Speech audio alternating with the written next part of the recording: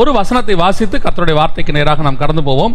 உன்னத பாட்டின் புஸ்தகம் 8ஆம் அதிகாரம் 5வது வசனத்தை வாசிக்கலாம். உன்னத பாட்டின் புஸ்தகம் 8ஆம் அதிகாரம் 5வது வசனம். தன் நேசர் மேல் சார்ந்து கொண்டு வனாந்திரத்திலிருந்து வருகிற இவள் யார்?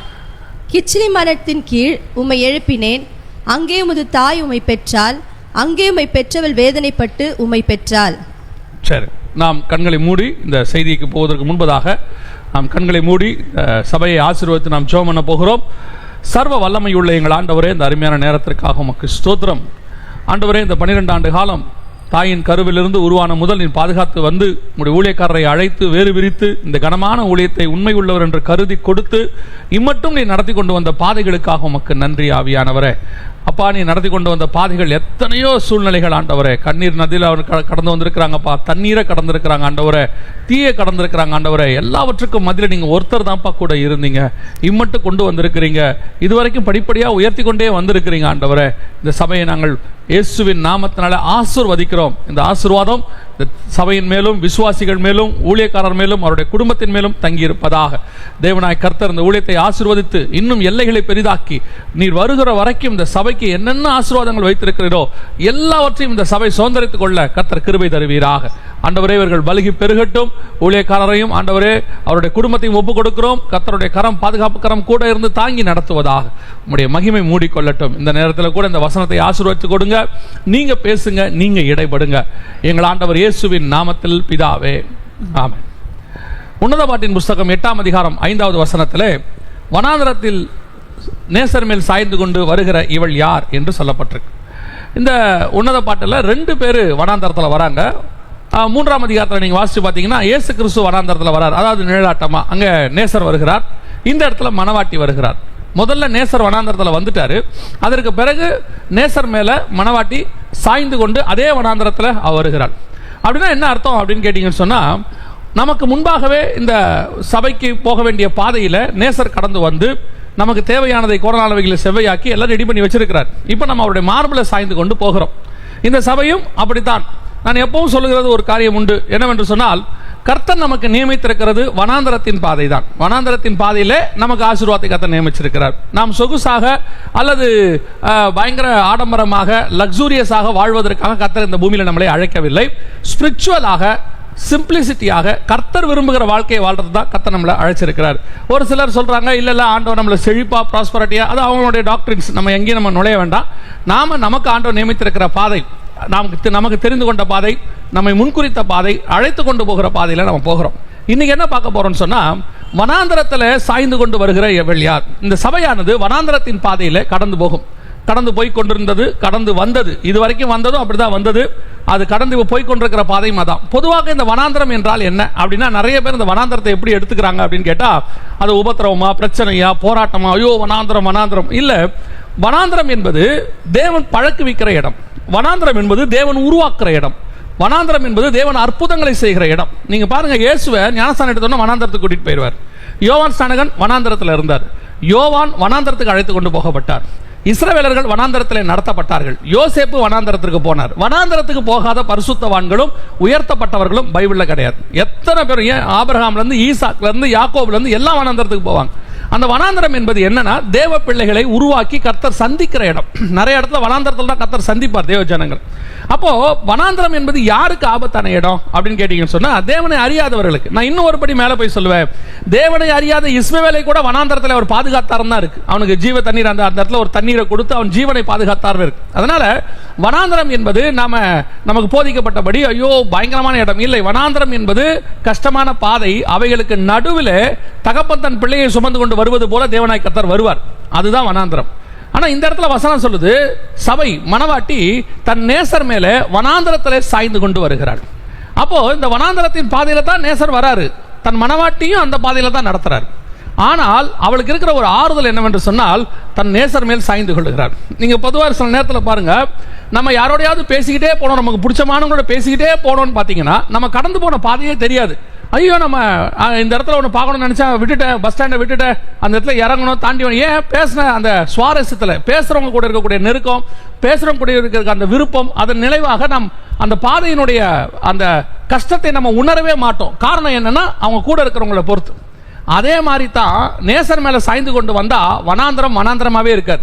இயேசுவோட நடக்கிறவனுக்கு வனாந்தரம் வனாந்தரமே கிடையாது. இயேசு எங்க இருக்கிறாரோ அங்க நம்ம இருந்துட்டோம்னா அது நமக்கு ஆசீர்வாதமான ஸ்தலம். இப்போ இந்த வனாந்தரத்தில் சாய்ந்து வருகிற இந்த ஸ்திரீ அல்லது இந்த மணவாட்டி, இவளை பத்தி தான் நம்ம இன்னைக்கு பார்க்க போறோம். குறிப்பா இந்த சபைக்கு கொடுக்கப்படுகிற வார்த்தை இது. இந்த 12ஆம் அதிகாரம் வெளிப்படுத்தின விசேஷத்துல ஆண்டவர் வனாந்தரத்தில் ஓடுகிறதான ஒரு ஸ்திரீயை குறித்து, சபையை குறித்து சொல்லுகிறார். இதனுடைய உண்மையான அர்த்தம் என்ன, இது ஆவிக்குரிய அர்த்தம் என்ன அப்படிலாம் நிறைய இருக்குது. 12ஆம் அதிகார ஸ்திரியை குறித்து விளக்கம் நிறைய இருக்கு. இப்ப நம்ம அதெல்லாம் பார்க்கல. இப்ப நம்ம பார்க்க போறது இந்த சபைக்கான ஒரு சத்தியம், வனாந்தரத்தில் ஓடுகிறதான ஸ்திரீ. இந்த 12ஆம் அதிகாரத்தை நீங்க பார்த்துக்கிட்டீங்கன்னா இந்த ஸ்திரீ வனாந்தரத்திலே தான் இருக்கிற கடைசி வரைக்கும். ஆனால் இந்த ஸ்திரீ வனாந்தரத்தின் பாதையில 2 பகுதியாக இருக்கிறாள். 12ஆம் அதிகாரம் 6ஆம் வசனம் வரைக்கும் ஒரு பகுதி, 12ஆம் அதிகாரம் 14ஆம் வசனத்துல ஒரு பகுதி. இந்த 2 6ஆம் வசனமும் 14ஆம் வசனமும் அதுவும் வனாந்தரம் தான், இதுவும் வனாந்தரம் தான். ஆனா இந்த ரெண்டுத்துக்கும் நடுவுல இது உபத்திரவ காலத்துல வரக்கூடிய அந்த சபையை குறித்து சொல்லப்பட்டிருக்கிறது. 7 வருஷம் பத்தி சொல்லப்பட்டிருக்கு. இப்ப நம்ம அதை பார்க்கல, திருப்பியும் சொல்றேன். நாம இதுக்கு நடுவுல இந்த சபையினுடைய காலத்தை அல்லது அது கடந்து போன விஷயம் எப்படி இந்த சபைக்கு பொருந்துகிறது என்பதை தான் நாம் பார்க்க போகிறோம். இப்போ முதல் 3.5 ஆண்டு காலம் அந்த சபை வனாந்தரத்தின் பாதைக்கு போகிறது. அந்த 7 வருஷமும் வனாந்தரத்தில் தான் இருக்கு. அந்த முதல் 3.5 வருஷம் ஒரு பகுதி, 2வது 3 வருஷம் ஒரு பகுதி. இப்போ இந்த சபை இதுவரைக்கும் கடந்து வந்த பாதை எப்படி இருந்தது அப்படின்னு சொல்லி நீங்க பாத்தீங்கன்னு சொன்னா, அந்த 12ஆம் அதிகாரம் வெளிப்படுத்தின விசேஷம் 6வது வசனத்தை வாசிங்க. வெளிப்படுத்தின விசேஷம் 12ஆம் அதிகாரம் 6வது வசனம். ஸ்திரீயானவள் வனாந்தரத்துக்கு ஓடி போனாள். ஸ்திரீயானவள் வனாந்தரத்திற்கு ஓடி போனால் அங்கே 1220 நாள் அளவும் அவளை போஷிப்பதற்காக தேவனால் ஆயத்த பண்ணப்பட்ட இடம் அவளுக்கு உண்டாயிருந்தது. நல்ல கவனிங்க. இந்த ஸ்திரீயானவள் வனாந்தரத்திற்கு ஓடி போனாள். ஸ்திரீயானவள் வனாந்தரத்திற்கு கொண்டு போகப்பட்டாள். அங்கதான் அவள் இருக்கிறாள். அந்த 1260 நாள் அளவும் அவள் போஷிக்கப்பட்டாள். இந்த வனாந்தரத்துக்கு சபை ஸ்திரீ கொண்டு போகப்படுகிற போது முதலாவதாக இந்த சபை ஓடி போகிறதான ஒரு சபை. ஆனா அதுவே 12ஆம் அதிகாரம் 14வது வசனத்துல பாத்தீங்கன்னா பறந்து போகிற சபை அப்படின்னு பாக்குறோம். முதல்ல ஓடி போகிற சபை, அடுத்து பறந்து போகிற சபை, தன் இடத்திற்கு பறந்து போகும்படி அப்படின்னு இருக்கு. இந்த சபையினுடைய காலத்தை நீங்க பாத்தீங்கன்னா குறிப்பா இந்த மாரநாதா சபை அல்லது இந்த ஊழியரை குறித்து நான் அறிவேன். அவரோடு கூட பல வருஷமாக எனக்கு பழக்கம் உண்டு. இந்த சபை கடந்து வந்த பாதை இது வரைக்கும் பாத்தீங்கன்னு சொன்னா வனாந்தரத்தில் ஓடுகிறதான ஒரு பாதை. பறந்து போறதுக்கும் ஓடி போறதுக்கும் என்ன வித்தியாசம் அப்படின்னு பாத்தீங்கன்னா, அந்த 2வது சபை 12ஆம் அதிகாரம் 14ஆம் வசனத்துல பறந்து போவதற்கு அதுக்கு 2 செட்டைகள் கொடுக்கப்பட்டதுன்னு இருக்கு. ஆனா இந்த முதல் 3 வருஷம் பாத்தீங்கன்னு சொன்னா தன் பலத்துல தான் அது ஓடுச்சு, செட்டைகள் இல்ல, தன் காலில் தான் ஓடுது. இந்த 12 வருஷமா இந்த உபத்திரவத்தின் பாதைக்குள்ள இவங்க ஓடின பாதை இருக்கு. இவங்க ஓடின பாதை மிக மிக கடினமான ஒரு பாதை. இவங்க இந்த சபை மட்டும் இல்ல, கர்த்தரால் அழைக்கப்பட்டு கொண்டு வரப்படுகிற சபை எல்லாமே அப்படித்தான் இருக்கும். அது உபத்திரவத்துக்கு நடுவில் தான் ஓடும். அது தன் பலத்தின் மிகுதினாலே எவ்வளவுக்கு எவ்வளவு முடியுமோ அவ்வளவு ஓட வைப்பார் ஆண்டவர். நீங்க பார்த்திருப்பீங்க, எலியா எடுத்துக்கொள்ளப்பட்டார், பறந்து போனார், இதெல்லாம் நமக்கு தெரியும். அவர் சுழல் காற்றில் எடுத்துக்கொள்ளப்பட்டார். அதுக்கு முன்பாக வனாந்தரத்தில் ஓடி போனார். அவருடைய பகுதி 2. முதல் வனாந்தரம் பேர்சபா வனாந்தரம், 1 ராஜாக்களின் புஸ்தகம் 19ஆம் அதிகாரத்தில் பேர்சபா வனாந்தரம். அந்த வனாந்தரத்தில் அவர் ஓடி போனார்னு இருக்கு. அங்க போய் ஓடி போய் அங்க போய் அவர் படுத்திருந்து சூரிய செடிக்கு கீழே இருந்து அப்புறம் இரவும் பகலும் 40 நாள் நடந்து பலனடைந்து அந்த ஆகாரத்தினாலே அவர் பலப்பட்டு அவர் திருப்பி இரவும் பகல் 40 நாள் நடந்து போறார். இது ஒரு காலம். 2வது தமஸ்கு வனாந்தரம் 13, 14, 15 வசனத்துல தமஸ்கு வனாந்தரம். அந்த வனாந்தரத்தில் பாத்தீங்கன்னா அவர் ஆசீர்வதிக்கிறவரா மாறி அதற்கு பிறகு 2 ராஜாக்கள் 2ஆம் அதிகாரத்தில் அவர் எடுத்துக்கொள்ளப்படுகிறார். நம்ம பார்த்தோம். அப்போ வேதத்தின் படி முதலாவது நீங்கள் வனாந்தரத்தின் பாதையில ஓட வேண்டியது அவசியமாக இருக்கிறது. இந்த வனாந்தரத்தின் பாதை என்றால் கொஞ்சம் கடினமாகத்தான் இருக்கும். ஆனால் அவைகளுக்கு நடுவில் கர்த்தருடைய பலன் இருக்கும் கண்டிப்பாக. இந்த ஸ்திரீயானவள் சபையானது முதலாக ஆரம்பத்திலிருந்து இந்த ஒரு ஊழியத்தை ஸ்தாபிச்சு இந்த 12 ஆண்டு காலம் கொண்டு வரணும் அப்படின்னா இந்த சபை ஓடினதை கொஞ்சம் திரும்பி பார்க்கணும். நிறைய பேருக்கு இன்னைக்கு இருக்கிற இந்த சபையோடைய இதுதான் தெரியும். இவங்க இன்னைக்கு இப்ப எப்படி இருக்கிறாங்க, உள்ள இந்த சபைக்குள்ள பாத்தீங்கன்னு சொன்னா ஒரு பெரிய சபை, எல்லா இன்ஸ்ட்ருமெண்ட்டும் இருக்குது, பாஸ்டர் வெளியே வண்டியில போறாரு வராரு எல்லாம் தெரியும். ஆனால் ஆரம்பித்த பாதை ஒன்று இருக்கிறது.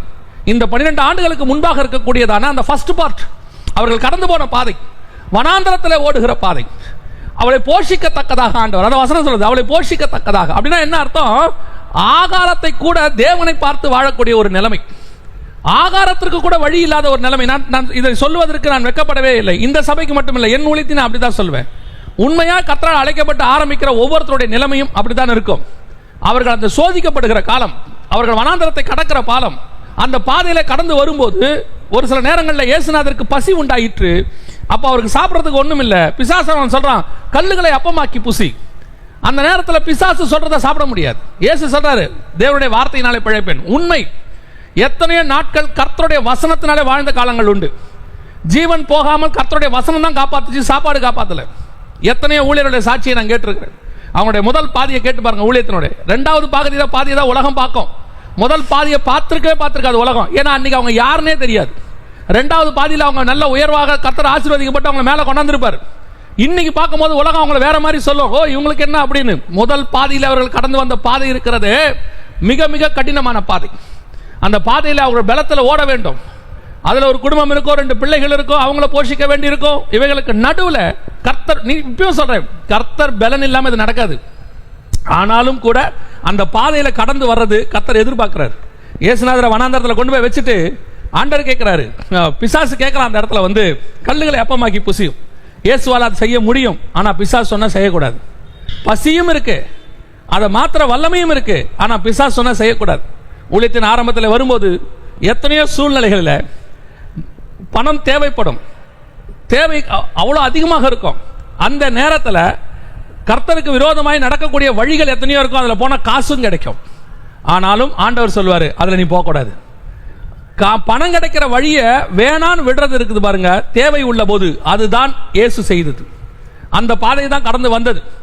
பல நேரங்களில் ஊழியத்தின் ஆரம்பத்தில் வரும்போது, நான் இப்படி சொல்றதுனால ஒரு சில ஹர்ட் ஆகாதீங்க, நான் என் வாழ்க்கையில் நடந்தது சொல்றேன். சில நேரத்தில் ஊழியத்தின் பாதையில் வரும்போது சில கொஞ்சம் வசதி படைத்தவர்கள் சபைக்கு வரும்போது அவர்கள் நம்மளை டேக் ஓவர் பண்ண பார்ப்பாங்க. நம்மளுடைய கஷ்டத்தை டேக் ஓவர் பண்ணி பார்த்து, அது என்னவோ ஊழியரும் ஊழியக்காரருடைய குடும்பமும் தனக்கு அடிமை மாதிரி நடத்த பார்ப்பாங்க. அவங்க வந்து அவங்க உட்கார்ற விதமே வேற மாதிரி இருக்கும். இப்போ அவங்களுக்கு பிரசங்கம் பண்ணும் போதும் மற்றவங்களுக்கு பிரசங்கம் பண்ணும் போதும் டிஃபரெண்டாக பிரசங்கம் பண்ண வேண்டியிருக்கும். சில நேரத்தில் அப்படி தங்களுடைய அத்தாரிட்டியை இழந்து போன ஊழியர்கள் எத்தனையோ பேர் இருக்கிறாங்க. அந்த நேரத்தில் கூட பணக்காரனுக்கும் ஏழைக்கும் ஒரே மாதிரி ஊழியத்தை செய்து ஒரே வசனத்தை கொடுத்து, பணக்காரன் சபையில தப்பு செஞ்சா தப்பு தான், வசதி படைச்சவன் சபையில தப்பு செஞ்சா தப்பு தான், அவனுக்காக வசனம் மாறாது. நிறைய நேரங்களில் அப்படி வசனத்தை அவர்களுக்காக மாற்றி கொஞ்சம் அட்ஜஸ்ட் பண்ணி போன ஊழியர்கள் எல்லாம் இன்னைக்கு கிடையாது. ஒருவேளை அவங்க உலக பிரகாரமா வளர்ந்திருக்கலாம், கர்த்தரிடத்தில் கிடையாது. பல நேரங்களில் வசனத்தை வசனமா போதிக்கிறதுனால வனாந்தரத்தின் பாதையில கஷ்டத்தை அனுபவிக்க வேண்டி வரும். வசனத்தை பேசுறதுனால எத்தனை பேர் நமக்கு விரோதமா பேசி இருக்கிறாங்க, எத்தனை பேர் இந்த ஊழியங்களுக்கு விரோதமா பேசுவாங்க. ஏன்? சத்தியத்தை போதித்ததுனாலே சத்ருவானோம்னு இருக்கு. அதான் உண்மை. அவர்கள் எப்படி போனாங்களாம், வனாந்தரத்தில் ஓடினாலாம் அந்த ஸ்திரீ. உங்களுக்கு தெரியுமா அந்த ஸ்திரீ அதுக்கு முன்னாடி பட்ட வேதனை என்ன? அந்த 3வது வசனம் சொல்லுது, வாசிங்க பார்ப்போம். வெளிப்படுத்தின விசேஷம் 12ஆம் அதிகாரம் 4வது வசனம் வாசிங்க. அதன் வாள் வானத்தின் நட்சத்திரங்களில் 1/3 பங்கை இழுத்து அவைகளை பூமியிலே விழ தள்ளிற்று. பிரசவ வேதனைப்படுகிற அந்த ஸ்திரீ பிள்ளை பெற்றவுடனே, பிரசவ வேதனைப்படுகிற ஸ்திரீ பிள்ளை பெற்றவுடனே. ஒவ்வொரு ஆத்மாவையும் பெற்றெடுக்கிறதுக்கு பிரசவ வேதனை இருக்கு பைபிள்ல. பவுல் சொல்றாரு, நான் கர்ப்ப வேதனை பட்டேன். ஒரு ஊழியத்தை ஸ்தாபிச்சு ஒரு இடத்துல வந்து ஒரு சபையை உருவாக்கி அங்க 10 ஆத்மாக்களை கொண்டு வரதுக்குள்ள பிரசவ வேதனை எவ்வளவு கஷ்டம். அதான் எப்பவும் சொல்லுவேன், ஒரு எவாஞ்சலிஸ்ட், நான் வந்து ஒரு இடத்துல பிரசங்கம் பண்றேன், ஒரு டீச்சிங் பண்றேன், 3 நாள் பேசுறேன், போயிடுறேன். நிறைய ஊழியக்காரர்கள் என்ன அதில் கூட கிரிட்டிசைஸ் பண்ணுவாங்க, இவருக்கு என்ன வந்து பிரசங்கம் பண்ணிட்டு போயிட்டாரு, சபை நடத்தினா கஷ்டம். உண்மைதான், சபை நடத்துறது கஷ்டம், யாரும் இல்லைன்னு சொல்ல. அதே மாதிரி இந்த ஊழியம் பண்றதும் கஷ்டம். ஒவ்வொரு ஊழியமும் ஒவ்வொரு பிரச்சனை இருக்குது, ஒவ்வொரு ஊழியத்திலையும் ஒரு ஏற்றம் இருக்கு, தாழ்வு இருக்குது, எல்லாமே இருக்குது. அதனால எந்த ஊழியமும் மேலானது, எந்த ஊழியமும் கீழானது அப்படி கிடையாது. எல்லா ஊழியமும் கனப்படுத்தப்பட வேண்டிய ஊழியம் தான். எப்பவும் நான் சொல்றது அதான். நான் ஒரு சபையிலிருந்து உருவாக்கி வந்திருக்கிறேன். ஒரு ஊழியர் சபையை உருவாக்குறதுக்கு அவர் படுற பாடுகளை, எத்தனையோ ஊழியங்களை ஆரம்பிக்கிற காலத்தில், சபையே இல்லாத காலத்தில் அந்த ஊழியர்களோட போய் அங்க சுவிசேஷ ஊழியம் பண்ணி அங்க சபை ஸ்தாபிக்கிற வரைக்கும் கூட இருந்ததுலாம் இருக்கு. எத்தனையோ எங்களுக்கு கூட இருந்த நண்பர்கள் அப்படி சபையை ஸ்தாபிக்கும் போது அங்க கூட போய் ஊழியம் பண்ணி, அங்க சபையே இல்லை, ஃபர்ஸ்ட் அங்க நாங்க போகும்போது சபையே இருக்காது, அங்க போய் அவங்களுக்கு ஊழியம் பண்ணி அங்க ஒரு சபை ஆரம்பிக்கிற வரைக்கும் கூட இருப்போம். அப்ப நாங்க பார்ப்போம், அந்த கூட அந்த ஊழியர்கள் படுற வேதனையை பார்த்திருக்கிறோம். பிரசவ வேதனை, ஒரு ஆத்மாவையும் கொண்டு வந்து சேர்க்கறதுக்குள்ள பிரசவ வேதனை. முதல்ல ஒரு 2 வருஷம் 3 வருஷம் ஒரு 30 ஆத்மா 20 ஆத்மா வர்றதுக்குள்ள நான் உண்மையை தான் சொல்றேன், கர்த்தர் ஒருவரே அவர்களோடு கூட இருந்தார். உன் தேவனாகிய கர்த்தர் ஒருவர் உன்னோடு கூட இருந்தார். ஏன் தெரியுமா? அந்த காலத்தில் பொருளாதாரத்து பிரச்சனை இருக்கும். ஊழியம் வளர்ந்து வந்த பிறகு, அதுக்கு பிறகு கர்த்தர் நமக்கு ஆத்துமாக்களை கொடுத்த பிறகு தேவையான பொருளாதாரம் நமக்கு வந்துடும். ஆனா ஆரம்பத்தில் அந்த ஒரு 10 ஆத்மா 20 ஆத்மா வரும்போது அவர்கள் படுகிற வேதனை இருக்கு பாருங்க, அவ்வளவு கஷ்டம். ஒவ்வொரு ஆத்மாவையும் வீட்டில் போய் சந்திக்கணும். அதில் சில வீட்டில் விடமாட்டாங்க, ஒரு சில வீட்டில் வந்து உபத்திரவப்படுத்துவாங்க, சில வீடுகளை திட்டி அனுப்புவாங்க, சில ஏரியாக்குள்ள விட மாட்டாங்க. நான் ஒரு ஊழியரை கிராமத்தில் கேள்விப்பட்டிருக்கிறேன். எனக்கு ரொம்ப நெருங்கிய ஒரு அண்ணன் தான் கூப்பிடுவார். அவருடைய ஊழியத்தில் சொல்லுவார், அண்ணன் அந்த கிராமத்துக்குள்ள விடவே மாட்டேங்கிறாங்கண்ணே, உள்ள போனால் அடிக்க வராங்கண்ணே பாரு. யோசித்து பாருங்க, இது கேட்கறதுக்கு வேணா கொஞ்சம் ஈஸியா இருக்கும். அந்த இடத்துல இருந்து பாருங்க. உங்க மனைவியை கூட்டிட்டு நீங்க போறீங்க ஊழியத்திற்கு, ஒரு தெருக்குள்ள நுழையும் போது 10 பேர் சேர்ந்து உங்களை அடிக்க வரான், உங்க மனசு எப்படி இருக்கும்? இன்னைக்கு ஏதோ வண்டியில போகும்போது ரோட்ல போகும்போது ஒருத்தன் இறங்கி நம்ம குறுக்கில் வந்துட்டான்னு முறைச்ச உடனே நமக்கு கோவம் வருது. மனைவி எதிரில் ஏதாவது பேசிட்டாங்கன்னா, குடும்ப எதிரில் பேசினா நமக்கு கொஞ்சம் கோவம் வந்துடுது. தன் மனைவி பிள்ளைகளை அடிக்க வராங்க ஒரு இடத்துல என்னும்போது அந்த ஊழியக்காரனுடைய மனநிலை எப்படி இருக்கு? அதுதான் பிரசவ வேதனை. பிரசவ வேதனை பட்டுத்தான் ஒவ்வொரு சபையும் ஸ்தாபிக்கப்பட்டிருக்கிறது. நான் சொல்லுவேன், இந்த சபையினுடைய முதல் பகுதி இருக்கு பார்த்தீங்களா, ஒவ்வொரு சபையும் தான் அப்படித்தான். ஒரு பெரிய ஊழியர் இப்படியே பிரசங்கம் பண்ணினார். சபை ஸ்தாபிக்கப்படுறதுல ஒன்றும் அவ்வளோ ஒன்றும் கஷ்டம் கிடையாது, வேதனை கிடையாது, உபத்திரம் கிடையாது. கர்த்தரை கரெக்டாக நீங்கள் புதிச்சிங்கன்னா ரொம்ப ஈஸியாக மேலே வந்துடலான். அவர் வந்து 2வது தலைமுறை ஊழியர். முதல் தலைமுறை ஊழியர் யாருன்னா அவங்க அப்பா. அப்போ அவங்க அப்பா கூட ஊழியம் பண்ண அந்த முதல் தலைமுறை ஊழியர் என்ன பண்ணாராம், அவங்க அப்பாவுக்கு ஃபோன் பண்ணி கேட்டாராம், என்னப்பா அவன் பையன் டிவியில் இப்படிலாம் பேசுகிறானே, சபை ஸ்தாபிக்கிறது ரொம்ப ஈஸிங்கிறான், வேதனை இல்லை, பிரச்சனை இல்லை, கஷ்டம் இல்லைங்கிறான், உண்மைதானாப்பா அப்படின்னு கேட்ட உடனே அந்த ஒரு மூத்த போதகர், ஏறக்குறைய 90 வயசு உள்ள அந்த போதகர் சொன்னாராம், அவன் சொன்னது உண்மைதாயா, எந்த கஷ்டமும் கண்ணீரும் அவனுக்கு கிடையாது, எல்லாமே எனக்கு தான். ஏன்னா சபை ஸ்தாபிக்கப்பட்ட போது கஷ்டப்பட்டது நான் தானே, ஒவ்வொரு ஆத்மாவை சேர்த்தது நான் தானே, அதை கொண்டு வந்து போயிடக்கூடாதுன்னு பிரசவ வேதனைப்பட்டது நான் தானே. 2 ஆத்மா வரும், அதில் 1 போயிடும், 1 வரும். ஒரு ஊழியக்காரர் 10 வருஷமா ஊழியம் பண்ணியிருக்கிறாரு, அந்த இடத்துல 2 ஆத்மா தான் வந்துச்சான். 11வது வருஷத்துல தான் 3வது ஆத்மா வந்துச்சான். தன் குடும்பம் அந்த 2 ஆத்மாவுக்கு 10 வருஷம் ஊழியம் பண்ணியிருக்கிறார். அந்த மாதிரி பிரசவ வேதனைப்பட்ட ஊழியர்கள் எத்தனை பேர்? நான் சொல்லுவேன், ஒவ்வொரு ஊழியத்தையும், அதுவும் குறிப்பா சபை ஊழியத்தை ஸ்தாபிக்கிறதுக்கு முன்னாடி அவர்கள் படுகிற வேதனை, அதை உருவாக்குவதற்கு அவர்கள் படுகிற வேதனை அவ்வளவு கடினம். இந்த சபையும் எனக்கு தெரியும். இவர்கள் வந்து ஆரம்பத்தில் இருந்து அவங்க அந்த தெருவில் நின்று டிராக்ஸ் கொடுத்து, அதுக்கு பிறகு அந்த சின்ன குடிசைக்குள்ள கொண்டு வந்து, அந்த குடிசைக்கு பிறகு இந்த ஸ்தலத்துக்கு வந்து அவர்கள் பட்ட காரியங்கள், அவர்கள் பட்ட பாடுகள், கண்ணீர்கள் எல்லாவற்றையும் கர்த்தர் அறிந்திருக்கிறார். ஒவ்வொரு ஆத்மாவை கொண்டு வந்து சேர்க்கறதுக்கு அவ்வளோ பிரசவ வேதனை. ஒரு ஆத்மா வருமா வராதா, இன்னைக்கு வரான்னு சொல்லி வராம போயிடுவாங்க, எதிர்பார்த்து உட்காந்துருப்போம், இன்னைக்கு புதுசாக ஒருத்தர் வந்துருவாங்க அப்படின்னு, வரமாட்டாங்க. திடீர்னு பார்த்தீங்கன்னா நம்ம எதிர்பார்க்காத நேரத்தில் அவங்க உள்ள வருவாங்க. அதான் வசனம் சொல்லுது, ஸ்திரீயானவள் பிரசவ வேதனைப்படுகிற. அதை விட கொடுமை என்ன தெரியுமா? அதுக்கு அடுத்த வார்த்தை தான் அதை விட கொடுமை. அந்த வசனத்தை வாசிங்க, 12ஆம் அதிகாரம் 4வது வசனத்தை வாசிங்க பார்ப்போம். 3 ஒரு பங்கை இழுத்து அவைகளை பூமியிலே விழ தள்ளிற்று. பிரசவ வேதனைப்படுகிற அந்த ஸ்திரீ பிள்ளை பெற்றவுடனே அவளுடைய பிள்ளையை பட்சித்து போடும்படிக்கு அந்த வலு சர்ப்பம் அவளுக்கு முன்பாக நின்றது. கஷ்டப்பட்டு 10 ஆத்மாவை சேர்த்து வச்சிருப்போம், கஷ்டப்பட்டு 5 ஆத்மாவை சேர்த்து வச்சிருப்போம். திடீர்னு யாராவது பட்சித்து போட்டு போயிடுவாங்க, திடீர்னு யாராவது கூட்டிட்டு போயிடுவாங்க. ஒரு 10 ஆத்மாவா 20 ஆத்மாவா சபையை சேர்ப்போம், திடீர்னு 4 பேர் கூட்டிட்டு போயிடுவாங்க, 4 ஆத்மா போயிடும். அந்த சபையில் அப்படி பண்றாங்க, அங்க போறோம், அந்த சபையில் சாப்பாடு போடுறாங்க, அந்த சபையில் ஃப்ரீயா பைபிள் கொடுக்குறாங்க, அங்க போக வர காசு கொடுக்குறாங்க, அங்க பஸ் வச்சு கூட்டிட்டு போறாங்க, அங்க வேன் வச்சு கூட்டிட்டு போறாங்க. அவங்க பெரிய சபை, போனாலே சபை கிராண்டா இருக்கு. ஆமா, ஒவ்வொரு சபையும் ஆரம்பிக்கும் போது குடிசையில தான் ஆரம்பிக்கப்பட்டது. இன்னைக்கு பெரிய பெரிய சபையா இருக்கிறது எல்லாமே ஒரு காலத்துல குடிசையா தான் இருந்துச்சு. அந்த குடிசையில இருந்து தான் இவ்வளவு பெரிய சபைகளா உருவாகி இருக்கு. ஆனா இன்னைக்கு அந்த மேல கட்டடத்துல உட்காந்துக்கிட்டு குடிசையில இருக்கிற சபையை பார்க்கும்போது கேவலமா தெரியுது. அவன் வச்சிருக்கிற 10 ஆத்மாவை பட்சித்து போடுறீங்க, திருடிக்கிட்டு போறீங்க. அதான் உண்மை, திருடிக்கிட்டு போறீங்க. அவன் ஒரு 20 ஆத்மா வச்சிருக்கான், 30 ஆத்மா வச்சிருக்கான், திருடிட்டு போறீங்க. எவ்வளவு வேதனையா இருக்கும் யோசிச்சு பாருங்க. அவன் நடந்து போய் அங்கங்க ஒரு தெருவா போய் வீடு வீடா சந்திச்சு டிராக்ஸ் கொடுத்து 2 ஆத்மா வரும். அது ரொம்ப நோகாம ஒரு இடத்துக்கு ரெப்ரசன்டேட்டிவ் மாதிரி ஆட்களை வச்சு அங்கங்க இருந்து வேனை வச்சு கூட்டிட்டு போறீங்க. கொஞ்சம் யோசிச்சு பாருங்க, உன் வீட்டு பிள்ளை எவனா தூக்கி போட உங்களுக்கு எவ்வளவு கஷ்டமா இருக்கும். நான் ஒரு ஆத்மா இன்னொரு சபைக்கு போறதை நான் எப்பவுமே குற்றமா சொல்றது கிடையாது. சூழ்நிலைகள், நம்ம போறோம், வேற ஒரு சபைக்கு போறோம், அங்க ரொம்ப தூரமா இருக்குது, நம்ம அந்த இடத்துக்கே போறோம், அதெல்லாம் தப்பே கிடையாது. பர்பஸா சின்ன சின்ன சபைகள் இருக்கக்கூடிய 10 ஆத்மாக்களை திருடிட்டு போற கூட்டம் இன்னைக்கு நிறைய இருக்கு. என்ன வேதனை இருக்கும் பாருங்க அவங்களுக்கு. அவங்களே அந்த 10 ஆத்மா வச்சு ஓட்டிக்கிட்டு இருப்பான். அந்த 10 ஆத்மாவுக்கு உபதேசம் பண்ணி அதில் வர்றதுதான் அவனுக்கு எல்லாமே நடந்துகிட்டு இருக்கும். ஆனால் இவங்க வச்சுக்கிட்டு வேலை வச்சு கூட்டிட்டு போகிறது, ரெப்ரசன்டேட்டிவ்ஸை வச்சுட்டு விசுவாசி வீட்டுக்கு எதுக்கு ஏன் போறீங்க? விசுவாசி வீட்டுக்கு நீங்கள் ஏன் போறீங்க? இன்னொரு சபை விசுவாசி வீட்டுக்கு எதுக்கு போறீங்க? அங்கே போய் சொல்றது, எங்கள் சபைக்கு வந்து பாருங்க, எங்கள் சபையில் ஆராதனை நல்லா இருக்கும். உங்கள் சபையில் வேற இயேசுநாதரா இருக்கிறாரு? எல்லா சபையிலும் ஒரே இயேசுநாதர் தானே இருக்கிறாரு. எந்த சபையில் இருந்தா என்ன? ஒவ்வொரு சபையா ஒரு 20 ஆத்மா 30 ஆத்மா இருக்கிறதுல அப்படியே தூக்கிட்டு போறது. இன்னொரு சபை ஆத்மா கிட்ட போய் பேசுறது, எங்க சபைக்கு ஒரு ட்ரிப் வந்து பாருங்க. என்ன எக்ஸிபிஷன் நடத்துறீங்க? ஒரு ட்ரிப் வந்து பார்க்கறதுக்கு. இன்னைக்கு நிறைய சபைகள் சொல்லுவேன், ஒருத்தனுடைய ஆத்மாவை நீ திருடினா ஓ ஆத்மா ஒருத்தன் திருடி கண்டிப்பா போவான். இது நடக்கும். ஒரு சபை அப்படிதான் செஞ்சுக்கிட்டே இருந்துச்சு. சின்ன சின்ன சபையில் உள்ளவங்க எல்லாரையும் திருடிட்டு போனாங்க. திடீர்னு ஒருத்தன் இவனோட பெரிய கொள்ளக்காரன் ஒருத்தன் வந்தான். அவன் வந்து என்ன பண்ணான் தெரியுமா?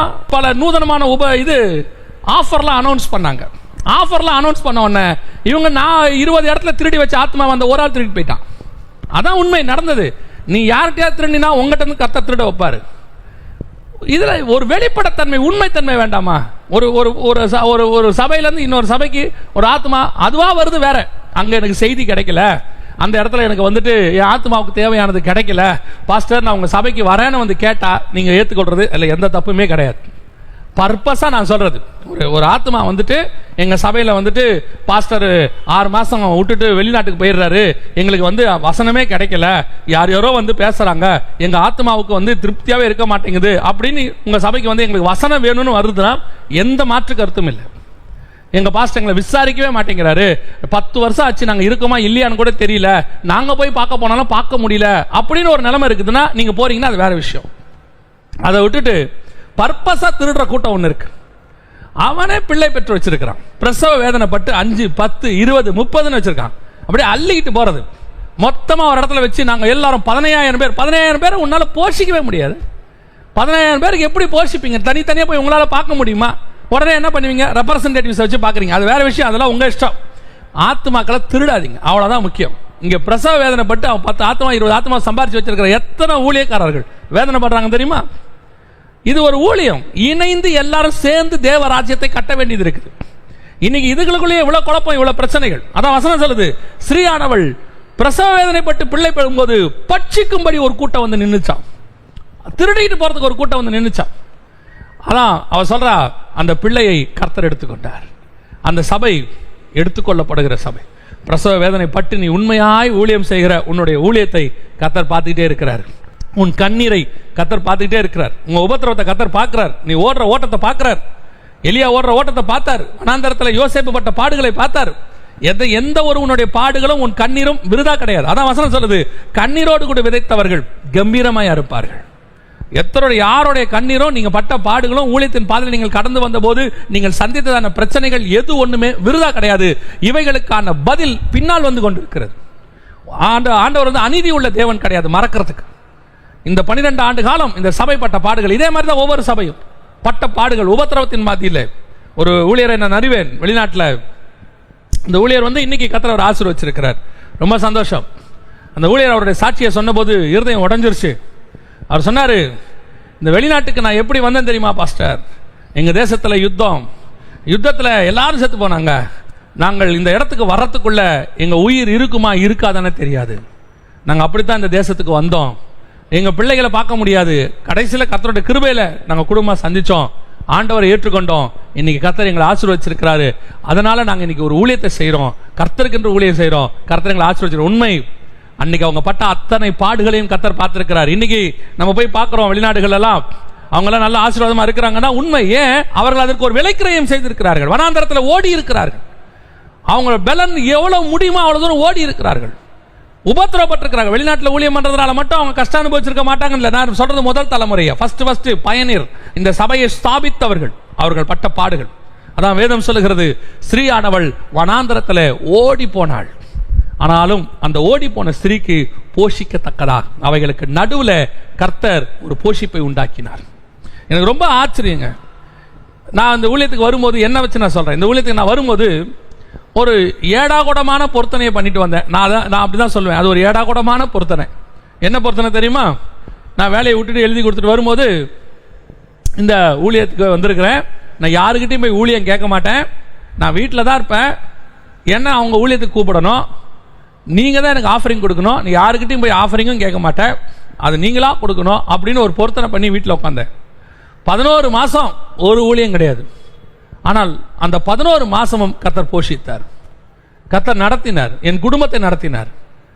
அந்த போஷிப்பதற்கு அவர் வல்லமை உள்ளவராக. கடைசியில் இந்த இப்படி ஒரு பொருத்தனை யாராவது பண்ணுவாங்களா பார்த்தீங்கன்னா, நான் பண்ணியிருந்தேன். அந்த பொருத்தனையை, இந்த மதியனமான காரியத்தை கர்த்தர் பொறுத்து ஆசீர்வதிச்சு அவரே ஊழியக்காரங்களை கொண்டு வந்து ஊழியத்தை ஏற்படுத்தி கொடுத்து அவரே ஆஃபரிங் கொடுத்து இந்த 16 ஆண்டு காலம் ஊழியத்தை நடத்தி இருக்கிறார். இது வரைக்கும் நான் சொல்லுவேன், அவர் வனாந்தரத்தில் என்னை போஷித்து கொண்டு வந்திருக்கிறார். ஒரு நாளும் நாங்கள் குறைவுபட்டதே கிடையாது. அதுதான் உண்மை.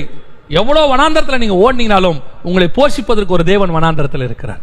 இந்த 12 ஆண்டு காலம் இந்த சபையை அப்படி தான் நடத்தியிருக்கிறார். வனாந்தரத்துக்களை போஷித்து கொண்டு வந்தார். கொஞ்சம் யோசிச்சு பாருங்க, எத்தனையோ நாள் உங்களுடைய பாத்திரத்தில் சாப்பாடு இல்லாமல் இருந்திருக்கும், எங்கிருந்து சாப்பாடு வந்துச்சுன்னே தெரியாது, ஆனால் வந்திருக்கும். எத்தனையோ நாள் நம்முடைய வீட்டுக்குள்ள அரிசி இருக்காது, சமைக்கிறதுக்கு ஒன்றும் இருக்காது, என்ன பண்ணுவோன்னு தெரியாது, பர்ஸில் பணம் இருக்காது, என்ன பண்ணுவோன்னு யோசிச்சுக்கிட்டே இருந்திருப்போம். அற்புதமாயும் அதிசயமாயும் கர்த்தர் நடத்தி இருப்பார். சம்பந்தமே இல்லாம ஒரு சாட்சியை நான் கேள்விப்பட்டேன், ஆச்சரியமா இருந்துச்சு. அந்த அந்த சகோதரி இன்னும் இருக்கிறாங்க. ஒரு தடவை ஊழியத்துக்கு அவங்களுடைய ஊழியத்துக்கு போயிருந்த போது அந்த சாட்சி வந்து அங்கே ஃபேமஸ் அந்த ஏரியாவில். ஒரு தடவை அவங்க கொஞ்சம் பிள்ளைகள் எடுத்து வளர்க்குறாங்க. அவங்க பிள்ளைகள் எல்லாம் மொத்தம் இருக்கும்போது ஒரு நாள் ராத்திரி ஒன்றுமே இல்லை, சாப்பிட்றதுக்கு ஒன்றுமே கிடையாது, அரிசி இருக்குது, குழம்பு வைக்கிறதுக்கு ஒன்றுமே இல்லை, கையில் காசும் இல்லை. அப்போது ஜோ பண்ணிட்டு என்ன பண்ணாங்களாம், ஒரு பாத்திரத்தில் தண்ணியை வச்சு ஒரே ஒரு தக்காளி இருந்துச்சான். அந்த தக்காளி அந்த தண்ணியில் போட்டு மூடி போட்டுட்டு கையை வச்சு ஜோம் பண்ணிட்டு சொன்னாங்களா, ஆண்டவரே எங்ககிட்ட வேற ஒன்றுமே இல்லை, இவ்வளோதான் இருக்குது, நீங்கள் தண்ணீரை திராட்சை ரசமாக மாற்றினவராச்சே, இதை ஒரு குழம்பா எங்களுக்கு மாற்றி கொடுங்கப்பா அப்படின்னு கையை வச்சு ஜோம் பண்ணிட்டு 10 நிமிஷம் கழிச்சு அந்த மூடியை திறக்கிறாங்களாம். உள்ள சாம்பார் இருக்குது, அந்த அடுப்பில் சாம்பார் இருக்குதாம். அவங்க சொன்ன சாட்சி, அவங்க இன்னைக்கும் அந்த சாட்சியை சொல்லுவாங்க. ஆனால் இன்னைய வரைக்கும் அந்த குடும்பத்தை, அந்த ஊழியக்காரரை கர்த்தர் அப்படித்தான் போஷிக்கிறார். நான் கூட இருந்தே பார்க்குறேன், ஏன்னா அவங்க தெரியும், நல்லா தெரியும். அப்படித்தான் அவங்க இன்னைய வரைக்கும் அற்புதம் அதிசயமா இந்த ஊழியத்தை கர்த்தர் நடத்தி கொண்டே இருக்கிறார். போஷிப்பதற்கு ஒரு நாளும் கர்த்தர் கைவிட மாட்டார். கொண்டு வந்த பாதை, நீ ஓடுகிற பாதை வனாந்தரமாக இருக்கும். சில நேரங்களில் கஷ்டங்கள் வரும். அந்த உபத்திரவத்தின் பாதையில் கர்த்தர் உண்மையை பார்க்கிறார். அந்த உபத்திரவத்துக்கு நடுவில் ஒரு பிரசவ வேதனை வரும், நம்ம கஷ்டப்படுவோம், வேதனையோடு கூட தான் விதைப்போம். அதுக்கு நடுவில் கொஞ்சம் 1-2 விளையும், அதை கூட திருடிட்டு போறதுக்கு கொஞ்சம் பேர் வருவாங்க. அந்த ஊழியத்தை அது எழும்பி ஒரு லெவல் வர வரைக்கும் ஊழியர்கள் படுகிற பாடுகள் இருக்கு பார்த்தீங்களா, மிக கடினம். நம்ம இன்னைக்கு ஊழியக்காரங்களை பார்க்கக்கூடாது, அவங்களுடைய ஆரம்பம் என்னன்னு பார்க்கணும். எங்களுடைய போதகரை குறித்து எங்க சாட்சி சொல்லுவாங்க. எங்க போதகர் இன்னைக்கு இருக்கிற நிலைமையை பார்க்கும்போது எல்லாரும் சொல்லுவாங்க, அவர் அப்படி இருக்கிறார், இப்படி இருக்கிறார்.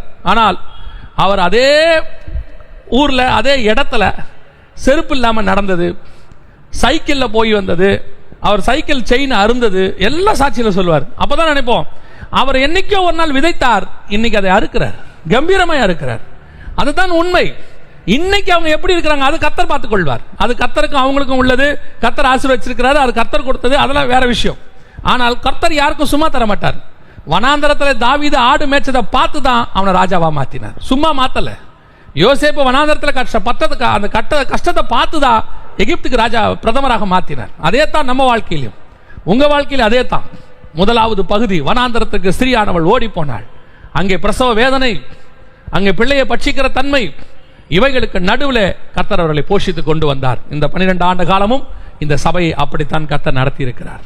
ஆனால் இதற்கு பிறகு ஆண்டவர் என்ன செய்ய போகிறார், இதுக்கு பிறகு என்ன நடக்க போகுது, இந்த சபையை ஆண்டவர் எப்படி ஆசீர்வதிக்க போகிறார், அல்லது சபை எப்படி போக போகிறது அப்படின்னு நீங்க பார்த்தீங்கன்னு சொன்னா, வாசிங்க 12ஆம் அதிகாரம், வெளிப்படுத்தின விசேஷம் 12ஆம் அதிகாரம் 14. அந்த பாம்பின் முகத்துக்கு விலகி ஒரு காலமும் காலங்களும் அரை காலமுமாக போஷிக்கப்படத்தக்கதாய் வனாந்தரத்தில் உள்ள தன் இடத்திற்கு பறந்து போகும்படி பெரு கழுகின் 2 சிறகுகள் அவளுக்கு கொடுக்கப்பட்டது. இந்த இடம் தான் ரொம்ப முக்கியம். முதல் பகுதி நீங்க கஷ்டப்பட்டு ஓடி முடிச்சிட்டீங்க. அது ஓடி இருப்போமா, இருக்க மாட்டோமா, சாவோமா, பல நேரங்களில் இதுக்கு மேலே நம்ம இருப்போமா, வாழ முடியுமா அப்படிங்கிற பகுதியை ஓடி முடிச்சிட்டீங்க. பிரசவ வேதனை பட்டாச்சு, அந்த அந்த அந்த வேதனையெல்லாம் முடிஞ்சிருச்சு. இருக்கிறதுலையே அதான் சொல்லுவாங்க, கஷ்டமானது என்னன்னு கேட்டால் ஒரு பெண் பிள்ளையை பிறக்கிறது அந்த கஷ்டமா, அந்த வேதனை தான், அந்த வலி தான் இருக்கிறதுல உச்ச வலி. அந்த வலியை அவ தாங்கிட்டானா அதுக்கப்புறம் வர வலி எல்லாமே அதை விட கீழானது தான். உலகத்திலேயே ரொம்ப கடினமான வலி எது? உயிர் போய், அதான் மறுஜென்மம் அப்படின்லாம் ஒரு வார்த்தை சொல்லுவாங்க. உயிர் போய் உயிர் வந்துச்சுங்க அப்படின்லாம் வார்த்தையை சொல்றாங்களே. காரணம் என்னன்னா, அந்த பெண் அந்த பிள்ளையை பெற்றெடுக்கிற அந்த வேதனை இருக்கு பார்த்தீங்களா, அதுதான் உலகத்திலேயே உச்ச வேதனை. அந்த மாதிரி வேதனை வேற ஒன்று கிடையாது. அந்த வேதனையை ஊழியத்தினுடைய முதல் பகுதியில் நம்ம அடைஞ்சிருவோம். இந்த சபையை அடைஞ்சு முடிஞ்சிருச்சு. இதுக்கு அடுத்து என்ன இருக்கு தெரியுமா? ஸ்ரீயானவள் தனக்கு நியமிக்கப்பட்ட இடத்திற்கு, அந்த வசனம் அழகா சொல்லுது, வனாந்தரத்தில் உள்ள தன் இடத்திற்கு போகும்படி. அப்ப கர்த்தர் என்ன பண்ண போறாரு? இடம் உண்டாக்குவார். முதல்ல ஈசாக்கு அவன் நீங்க பாத்தீங்கன்னு சொன்னா முதல் துறவு தோன்றாரு, அந்த துறவை தூத்து போட்டாங்க. ரெண்டாவது துறவு தோன்றாரு, வாக்குவாதம் பண்ணினார்கள். அதான் முதல்ல போடும் போது நம்மளை ஊழியமே தொடங்க விட மாட்டாங்க. ஊழியம் செய்யக்கூடாது, நீ இங்க இருக்கக்கூடாது, இந்த இடத்துல பண்ணக்கூடாது, இந்த இடத்துல நீ எப்படி வரலாம், அது சொந்த ஜனங்களும் செய்வாங்க, எதிராளியும் செய்வாங்க. அந்த ஏரியாவில் இருக்கிறவனும் சபை வைக்க கூடாதுப்பா, பக்கத்தில் யாராவது சபை வச்சிருக்கிறோம்னு சொல்லுவாங்க, நாங்க இங்க வச்சிருக்கோம், நீங்க இங்க வச்சிருக்கீங்க, நீங்க நம்மளே கொஞ்சம் தள்ளி தான் வச்சிருப்போம். அவங்க வந்து சொல்லுவாங்க, நீங்க நாங்க தான் இந்த ஏரியா, நம்ம என்ன ஜமீன்தாரா? ஒரு ஏரியாவுக்கு எத்தனை பேர் கோயில் வச்சிருக்கிறாங்க, ஒரு ஏரியாவுக்கு எத்தனை வழிபாட்டு தலங்கள் இருக்கு, ஏன் 2 சபை இருந்தா தான் என்ன?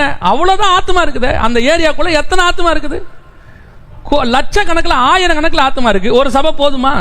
ஒரு ஏரியாவில் பாருங்க எத்தனை ஸ்கூல் வச்சிருக்காங்க, ஒரு ஏரியாவில் எத்தனை மளிகை கடை வச்சிருக்காங்க, அத்தனை மளிகை கடையில் வேலை நடக்குது இல்ல, அத்தனை மளிகை கடையில் லாபம் வருது இல்ல. ஒரு மளிகை கடை தான் இருக்கணும்ன்ற சட்டமா இருக்கா? யார் நினைப்பா தெரியுமா? பெரிய பெரிய கார்பரேட் காரன் தான் அப்படி நினைப்பான். நம்ம ஒருத்தர் தான் இந்த ஏரியாவில் இருக்கணும், வேற யாரும் இருக்கக்கூடாது, இந்த சின்ன சின்ன கடையெல்லாம் ஒழிச்சிடணும் அப்படின்னு கார்பரேட் மைண்ட். இன்னைக்கு அந்த கார்பரேட் மைண்ட் சபைக்குள்ளேயும் வருது. என் சபை மட்டும்தான் என் ஏரியாவில் இருக்கணும். நீங்க ஒரு சபை அந்த ஏரியாவில் 10 வருஷமா இருக்கிறீங்க, ரட்சிக்கப்படாம 10,000 பேர் இருக்காங்க, அவங்கள ரட்சிப்புள்ள நடத்த முடியல. அப்ப அவங்கள ஒரு 10 பேரை ரட்சிக்கிறதுக்கு ஒரு சின்ன சபை வரட்டுமே. வந்தா என்ன, சகோதரர்கள் தானே, ஒரு ராஜ்யத்துக்கு தானே வேலை செய்யறோம். ஏன் இன்னைக்கு அந்த பாகுபாடு? நீங்க எப்படி இங்க சபை நடத்தலாம்? உங்க ஆத்மாவை கூட்டிட்டு போனா தப்பு, ரொம்ப தப்பு. அதை நீங்க சொல்லலாம், ஏன் ஆத்மா கூட்டிட்டு போக கூடாது. அதை விட்டுட்டு ரட்சிக்கப்படாத எத்தனையோ ஆத்மா இருக்கு, அதான் ஆதாயம் பண்ணிட்டு போறான். உடனே இங்க நீ பண்ண சபை வைக்க கூடாது, தூத்து போடுறது. இந்த இடத்துல நீ எப்படி ஊழியம் பண்ணுவ? இந்த ஏரியா என்னது எழுதி கொடுத்துருக்காங்களா பட்டா? யாருக்கும் எந்த ஏரியாவும் கிடையாது. இந்த உலகம் முழுக்க சபையாய் மாறணும். இந்த உலகத்தில் இருக்கிற அத்தனை ஆத்மாவை ரட்சிக்கப்பட்டு முடிகிற வரைக்கும் சபை இருந்துகிட்டே இருக்கணும், பெருகிக்கிட்டே இருக்கணும். அதுதான் உண்மையும் கூட. இன்னைக்கு என்ன நடக்குது? என் ஏரியாவில் நீ வராத, உன் ஏரியாவில் நான் வர மாட்டேன். இதுல வர ஒரு 4 தொழிலதிபர்கள் பேசி தீர்த்துப்பாங்க. அந்த நீ சவுத்தை நீ பாத்துக்க, நார்த்தை நீ பாத்துக்க, வெஸ்ட நான் பாத்துக்கன்ற மாதிரி 4 பேர் பேசிக்கிட்டு இந்த ஏரியாக்குள்ள யாரும் வர விடாம நம்ம பாத்துக்கணும். ராஜ்யம் தனக்குத்தானே பிரிந்திருந்தால் கட்டப்படாது. ராஜ்யம் எப்ப கட்டப்படும் தெரியுமா? ஒருமித்து ஒரு ஊழியக்கார் வராரா, போய் அந்த நடத்துங்க பாஸ்டர், நாங்க உங்களுக்கு ஹெல்ப் பண்றோம், நீங்க ரட்சிக்கப்படாத ஆத்மாக்கள் நடத்துங்க அப்படி நீங்க சொல்லி பாருங்க. உங்க சபையில ஒரு ஆத்மா அங்க போனா அவர் சொல்வாரு, நீங்க அந்த பாஸ்டர் கிட்ட போங்க, அவர் நல்ல பாஸ்டர் எனக்கு தெரியும், அந்த சபையில நீங்க வரக்கூடாது, புது புது ஆத்மாவை ரட்சிக்கூட நடத்தணும். இடம் உண்டா? என்னாச்சு? தூத்து போட்டாங்க. ரெண்டாவது வாக்குவாதம். ரெண்டாவது துறவு தோண்டும் என்ன பண்ணாங்க? வாக்குவாதம் பண்ணாங்க. சண்டை வந்துருச்சு. அதான் சொல்லுவேன், ஊழியர் கூடுகைன்னு ஒன்று நடத்தும். இந்த ஊழியர் கூடுகையில் எவ்வளவு வாக்குவாதங்கள். நான் சொல்றது பாஸ்டர்ஸ் மீட்டிங் இல்ல, ஊழியர் கூடுகை. எல்லா அந்த எவாஞ்சலிஸ்டுக்கு எதிராக பாஸ்டர்ஸ், பாஸ்டர்ஸுக்கு எதிராக எவாஞ்சலிஸ்ட், தீர்க்கதரிசிக்கு எதிராக போதகர்கள், போதகர்களுக்கு எதிராக மேய்ப்பர்கள், இப்படி வாக்குவாதம். இது 2வது ஸ்டேஜ். இதை தாண்டி 3வது ஸ்டேஜ் தான் இடம் உண்டாக்குற ஸ்டேஜ். அதனாலதான் ஈசாக்கு சொன்னான், கர்த்தர் இப்போது நமக்கு இடம் உண்டாக்கினார். ஒரு காலத்தில் உபத்திரவப்பட்டது உண்மை, கஷ்டப்பட்டது உண்மை, வேதனைப்பட்டது உண்மை, பிரசவ வேதனைப்பட்டது உண்மை, நீங்கள் பிள்ளை பேரு பெற்று அந்த பிள்ளையை பட்சிக்கும்படி பிசாசு ஆட்களை அனுப்பினது உண்மை, எல்லாம் உண்மை. ஆனா கர்த்தர் இப்ப சொல்றாரு, அதே வனாந்தரத்துல உனக்கு இடம் உண்டாக்குவேன், அதே வனாந்தரத்துல உன்னை நான் பெருக பண்ணுவேன். எத்தனை ஊழியர்கள் கஷ்டப்பட்ட இடத்திலேயே இன்னைக்கு உயர்த்தப்பட்டிருக்கிறாங்க தெரியுமா? நாங்க எத்தனையோ ஊழியர்களை பார்த்திருக்கிறோம், அவங்களோட போய் ஊழியம் பண்ணியிருக்கிறோம். அவங்க போய் அந்த இடத்துல பயணீர் பண்ணும்போது ஒரு இடம் இருக்காது, வீடு கொடுக்க மாட்டாங்க. ஒரு காலத்துல கிறிஸ்தவர்களுக்கு வீடு கிடையாதும்பாங்க, அதுவும் சபைக்கு இடமே கிடைக்காது. ஏதாவது ஒரு ஓபன் டெரஸ், அந்த இடத்துல போய் நாங்களே கட்டிக்கிறோம், நாங்களே கொட்டா போட்டுக்கிறோம், இப்படியெல்லாம் கேட்டு தான் ஒரு காலத்தில் ஊழியம் பண்ணாங்க. கொடுக்க மாட்டாங்க. சில இடங்கள்ல போயிட்டு ஸ்கூல்ல கேட்பாங்க, ஒரு கிளாஸ் ரூம் கொடுங்க, கொடுக்க மாட்டாங்க. எவ்வளோ கஷ்டம், எவ்வளோ வேதனை, உபத்திரவம், கண்ணீர். ஆனா ஆண்டவர் சொல்ற வார்த்தை, உன்னுடைய 2வது பகுதி கர்த்தர் இடம் உண்டாக்குவார். அதே வனாந்தரம் தான், ஆனால் இடம் உனக்கு உண்டு. கர்த்தர் நீ பலுகி பெருகும்படி ஒரு இடத்தை உண்டு. அந்த வசனம் அழகா சொல்லுது, ஸ்ரீயானவள் வனாந்தரத்தில் உள்ள தன் இடத்துக்கு பறந்து போகும்படி அவளுக்கு ஒரு இடத்தை கர்த்தர் ஆயத்தம் பண்ணினார். அந்த இடம் வெகு சீக்கிரத்தில் கர்த்தர் கொடுப்பார். இது கர்த்தர் கொடுக்கிற வாக்கு தத்தம். நீங்க ரொம்ப நாளா யோசிச்சுட்டு இருக்கிறீங்களே. சமீபத்தில் ஒரு ஊழியர் என்னிடத்துல இவ்விதமாய் கேட்டார், நான் வந்துட்டு எல்லாமே இந்த உலகம் ஒரு வாடகை வீடு அப்படின்னு நினைக்கிறாள், அதனால எல்லாமே எனக்கு வாடகை தான், அப்போ இன்னும் வாடகையில் தான் இருக்கிறோம். அப்போ அவர் என்ன கேட்டார், ஏன்னா சொந்தமாக வாங்குறது தப்பானே அப்படின்னார். நான் எனக்குள்ள பதில நான் சொன்னேன், சொந்தமாக வாங்குறது தப்பா சரியாங்கிறது வேற. அதே நேரத்தில் இந்த வாடகையில் இருக்கும்போது ஒரு விசுவாசம் இருக்கும். மாசம் மாசம் இந்த எதிர்பார்த்து நிற்கிற, கையேந்தி ஆண்டவர்கிட்ட கையேந்தி நிற்கிற ஒரு ஒரு ஒரு ஒரு ஒரு சுபாவம் இருக்கும். அது நல்லா இருக்கும். அந்த எக்ஸ்பீரியன்ஸு வாரம் வாரம் மாசம் மாசம் ஆண்டவரே போஷிப்பாரு, அது ரொம்ப நல்லா இருக்கும். அதனால அந்த வாடகை வீடு நல்லதுன்னு சொன்னேன். அதே நேரத்தில் அடுத்த பதில் அவருக்கு சொல்றதுக்குள்ள வேற டாபிக் உள்ள போயிட்டோம். அதுக்கப்புறம் அன்னிலேருந்து யோசிச்சுட்டே இருந்தேன், அதுக்கு ஒரு பதில் வந்து இன்னொன்று இருக்கு, அந்த 2வது பகுதி இருக்கு, அதை சொல்ல மறந்துட்டோமே. அது இது ஒரு வாய்ப்பு, இதில் நான் சொல்றேன். சில நேரங்களில் கர்த்தர் இடம் உண்டாக்குவார். நம்ம இடம் உண்டாக்குறது இல்ல, கர்த்தர் இடம் உண்டாக்குவார். உலகமே அழிய போது நோவா பார்த்து சொன்னாரு, ஒரு போட்டு கட்டு, ஒரு பேழை கட்டு. இப்போ நோவா கிட்ட என்ன சொல்றாரு, உன்னையும் உன் சந்ததியும் காக்கும்படி ஒரு போட் கட்டு. இப்போ நோவா வந்து நீதியை பிரசங்கிக்கிறார். என்ன பிரசங்கிக்கிறார்? உலகம் அழிய போகிறது, உலகம் வந்து இதோட முடிய போகிறது. அப்ப நோவா கிட்ட என்ன கேட்டிருப்பாங்க, ஏன்பா உலகம் அழிய போகுது, பரலோகத்துக்கு போக போறோம், கர்த்தர் வர போறாரு, நியாயம் தீர்க்க போறாரு, எல்லாம் சேர்த்தானே, நீ மட்டும் ஏன்டா போட்டு கட்டுற? உனக்கு என்ன வேலை போட்டு கட்டிட்டு? ஏன் இந்த நேரத்தில் போட்டு கட்டுற? இப்படி இந்த கேள்வி வருமா இல்லையா? அந்த கேள்வி வரும். இந்த வனாந்தரத்தின் பாதையில் ஆண்டவர் சொல்றாரு, யார்? இஸ்ரவேல் ஜனங்களை, இவர்களுக்கு வனாந்தரத்தில் இருக்கிறாங்க, இவங்களை கொண்டு போய் காணாம பாலும் தேன் ஒரு தேசத்தில் சேர்க்கணும், அங்க போற வரைக்கும் மண்ணா கொடுப்பேன், இவங்களுக்கு இந்த வனாந்தரத்தில் ஒண்ணுமே கிடையாது அப்படின்னு சொல்ற. அதுக்கு நடுவில் ஆசரிப்பு கூடாரத்தை கட்ட சொல்றாரு. இவ்வளோ செலவு பண்ணி எதுக்கு ஆசரிப்பு கூடாரம்? இது நம்ம தான் தூக்கிட்டு சுத்துறோம், இதுக்கு நடுவில் ஒரு கூடாரம் வேணுமா? பேசாம நம்ம போய் சொந்த ஊர்ல போய் அங்க கட்டிக்கலாமே, கானான்ல போயிட்டு இவ்வளவு செலவு பண்ணி இந்த வனாந்தரத்தில் இவ்வளவு செலவு பண்ணுமா? சிலர் கேட்பாங்க. அதான் நான் சொல்லுவேன், கர்த்தர் உன்னை கட்ட சொன்னால் நீங்கள் கட்டணும். அந்த இடம் வனாந்தரமா இருக்கும், அந்த வனாந்தரத்தில் கர்த்தர் இடம் உண்டாக்குவார். அதான் வசனம் சொல்லுது, வனாந்தரத்தில் உள்ள தன் இடத்திற்கு போகும்படி. அந்த வனாந்தரத்தில் உள்ள இடம் எது? ஆசரிப்பு கூடாரம். இஸ்ரவேலர்களுக்கு வனாந்தரத்தில் உள்ள இடம் ஆசரிப்பு கூடாரம், நோவாவுக்கு வனாந்தரத்தில் உள்ள இடம் அந்த பேழை. அதே மாதிரி தான் வருக வருது இல்ல கடைசி காலம் எல்லாம் சொல்றோம். அவைகளுக்கு நடுவில் கர்த்தர் உங்களுக்கு ஒரு இடம் உண்டாக்கினால் அதை பெற்றுக்கொள்ள வேண்டியது நம்முடைய வேலை. ஏன்னா கர்த்தர் உண்டாக்குறார். கர்த்தர் நம்ம கேட்கக்கூடாது. நம்ம போயிட்டு எங்களுக்கு இவ்வளவு தேவைப்படுகிறது, இவ்வளவு கொடுங்க, இத்தனாயிரம் ரூபாய் கொடுக்கக்கூடிய இத்தனாயிரம் பேர் தேவை, எங்களுக்கு இவ்வளவு கொடுங்க, நாங்கள் திருப்பி கொடுத்துட்றோம், உங்களுக்கு நாங்கள் வந்து பேங்க் வட்டியில் உங்களுக்கு திருப்பி தரோம், நீங்கள் உங்கள் நகை இருந்தால் கொடுங்க, நாங்கள் வாங்கி வச்சுட்டு திருப்பி அப்புறமா மூட்டு கொடுத்துட்றோம், உங்களுக்கு சபை கட்டுறதுக்கு எங்களுக்கு தேவைப்படுது. இதெல்லாம் கர்த்தர் சொன்னதில்லை. இப்படி செய்யக்கூடாது. கர்த்தர் உன்னை கட்ட சொன்னா அதுக்கான தேவைகளையும் கர்த்தரே சந்திப்பார். ஒரு பைசா இல்லாம கொடுப்பார். ஏன்னா சொன்னது அவர், வாக்கு பண்ணினவர் உண்மை உள்ளவர், சொன்னதை செய்யும் அளவும் அவர் உன்னை கைவிடுகிறது இல்லை. அப்படின்னா என்ன அர்த்தம்? கர்த்தர் உங்களுக்கு ஒரு காரியம் செய்ய சொல்றாரா, நீங்க செய்யுங்க. அதான் ஆண்டவர் சொல்றாரு, இந்த தேசத்துல உனக்கு இடம் உண்டாக்குவேன். ஒரு இடத்தை கர்த்தர் உங்களுக்கு கொடுக்கணும்னு வச்சாருன்னா கொடுப்பார். ஏன்? இதுக்கு அப்புறம் ஒன்று நடக்க போது, அதுக்கு தான் கர்த்தர் அந்த இடத்தை உண்டாக்கினார். என்ன நடக்க போதா? இதுக்கப்புறம் தேசத்துல வனாந்தரத்தின் பாதையில் அந்த அதுக்கப்புறம் நீங்க பாத்தீங்கன்னா 15வது வசனத்துல, அப்பொழுது அந்த ஸ்திரீயை வெள்ளம் கொண்டு போகும்படிக்கு பாம்பானது தன் வாயிலிருந்து ஒரு நதியை போன்ற வெள்ளத்தை அவளுக்கு பின்னாக ஊற்றி விட்டது. இதுக்கு பின்னாடி என்ன செய்வாங்க? எதிராளிகள். வெள்ளம்னா என்னன்னா தண்ணீர். தண்ணீர் என்பது வெளிப்படுத்தல் 17:15 படி ஜனங்களை குறிக்கும்.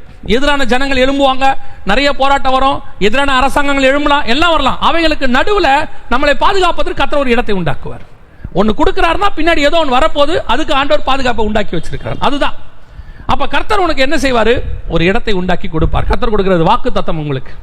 நீங்கள் எந்த இடத்துல தூத்து போடப்பட்டீர்களோ, எந்த இடத்துல நீங்கள் வாக்குவாதம் பண்ணப்பட்டீர்களோ, எந்த இடத்துல நீங்கள் கேவலப்படுத்தப்பட்டீர்களோ, அதான் ஈசாக்கு சொல்றான், நீங்கள் என்னை துரத்தி விடவில்லையா? என்ன துரத்தி விட்டீங்களா? நான் மேல இருந்த என்ன பள்ளத்தாக்குக்கு துரத்தி விட்டீங்களே. அந்த இடத்துல அபிமெலேக்கு வந்து கேட்கிறான், கர்த்தர் உன்னோடு கூட இருக்கிறார். அப்ப ஈசாக்கு சொல்றாரு, என்ன நீங்கள் துரத்தி விடவில்லையா? நம்மளை விரட்டி அடிச்சாங்களாம், இங்க இருக்க கூடாது, கிளம்புங்க கிளம்புங்க, சீக்கிரம் காலி பண்ணுங்க.